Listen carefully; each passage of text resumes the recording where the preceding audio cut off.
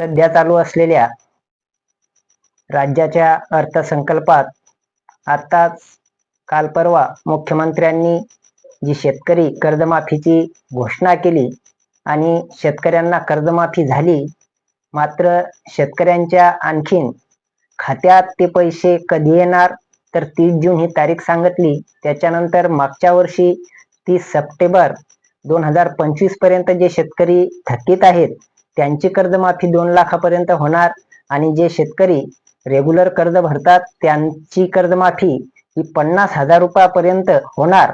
पर्यंत हा शब्द मागच्या वर्षी जशी कर्जमाफी झाली होती 2019च्या साली, त्या साली तत्वता शेतकऱ्यांना कर्जमाफी देण्यात येणार असं तत्वता सरसगट हा शब्द वापरला होता. त्याच पद्धतीनं कुठंतरी शेतकऱ्यांच्या जे कर्ज आहे ते 50,000 पर्यंत म्हणजे 50,000 असा फिक्स आकडा कुठेतरी शासनाने सांगितलेला नाही. म्हणजे आमचं कर्ज किती आहे तिच्यावर 50,000 पर्यंत, मग त्यातून कमी येणार का, कोणाला 10,000 मिळणार का, कोणाला 20,000 प्रोत्साहनपर बक्षीस मिळणार का, असा कुठंतरी त्यामध्ये संभ्रम निर्माण होत आहे.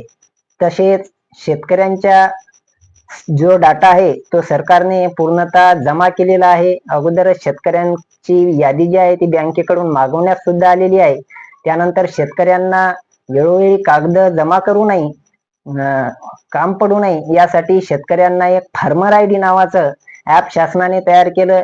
आताही अतिवृष्टीचे पैसे आले तेव्हा फार्मर आय डीच्या अनुषंगानेच आले, तर काही शेतकऱ्यांचे आणखीनही पैसे अडकले. त्यांनी फार्मर आय डी काढली होती, त्यांना पीक विमाही त्यांनी भरला होता आणि फार्मर आय डी काढल्याशिवाय पीक विमा भरता येत नव्हता.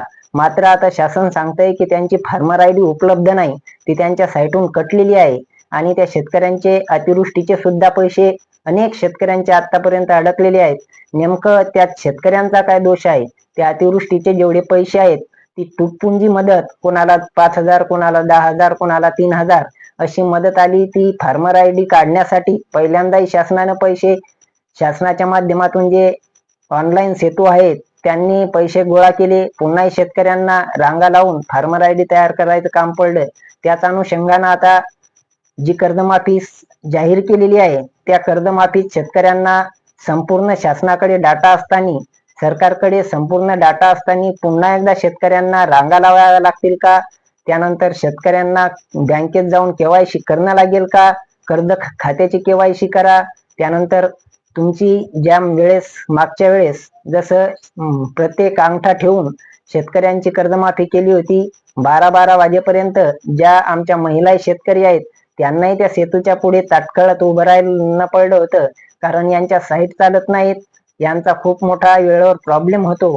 तुम्हाला 30 जून पर्यंत कर्जमाफीच करायची आहे तर आतापासूनच शेतकऱ्यांना सांगावं की काय करायचं आणि काय करायचं नाही.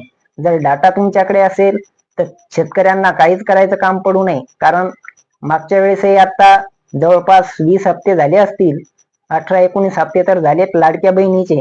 तर शासनाने सुरुवातीला कुठलीही शहानिशा न करता जे आहे आधार कार्ड अपलोड केलं की आणि राशन कार्ड अपलोड केलं, राशन कार्डावरचं वय पाहिलं, आधार कार्डावरचं वय पाहिलं, नावही पाहिले तर आणि शासनाने पैसे सर्वांना, सर्व महिलांनाच म्हणता येईल चालू करून दिले आणि एक संमतीपत्र त्यामध्ये अपलोड करण्यात आलेलं होतं की माझ्या घरी 4 चाकी नाही, हे नाही, ते नाही, माझं उत्पन्न एवढं आहे तेवढं आहे. ते संमतीपत्र स्वतः महिलांनी भरून दिलं होतं आणि भरून दिल्यानंतर पुन्हा शासनाला ही योजना शासनाला परवडत नसल्यामुळे शासनाला कुठेतरी या महिलांना वगळायचा एक फंडा शासनाने वापरला, केवायसी करून घेतली. त्यामध्ये जे MPSC UPSC करतील अशा लोकांनाही तो प्रश्न समजणार नाही असे 2 प्रश्न टाकले. त्यात होय लिहायचं का नाही लिहायचं, आणि प्रत्येक महिलाजवळ काय मोबाईल नाहीत, त्यांनी गावातून याच्या मोबाईलहून त्याच्या मोबाईलहून कोणी कॉम्प्युटरहून 100 रुपये देऊन केवायसी करून पुन्हा तारीख दिली. तारीख संपली आणि पुन्हा एकदा तारीख वाढवून दिली दुरुस्तीसाठी. आता ज्यांच्या केवायसी झालेल्या आहेत आणि दुरुस्ती करायचं पैसे आलेले नाहीत, केवायसी झाल्या मात्र पैसे आलेले नाहीत, मग त्यांनी दुरुस्ती करून पाहिली तर तुमची केवायसी झालेली आहे असं दाखवत आहे. मग मला विचारायचंय की केवायसी झालेली आहे तर केवायसी झालेली असल्यावर त्यांचे पैसे लटकले कुठे हे सुद्धा शासनाने एखादं पोर्टल काढून, लाडक्या बहीण योजनेचं जसं पोर्टल आहे तसं पोर्टल काढून, तुमचं उत्पन्न जास्त असल्यामुळे तुमचे पैसे बंद झाले किंवा तुमच्या घरी 4 व्हीलर गाडी आहे म्हणून तुमचे पैसे बंद झाले, हे कारण शासनाने स्पष्ट करावं आणि यादी शासनाने फायनल जाहीर करावी आणि ज्यांचे पैसे तात्काळ लटकलेले आहेत त्यांचे पैसे शासनाने द्यावे.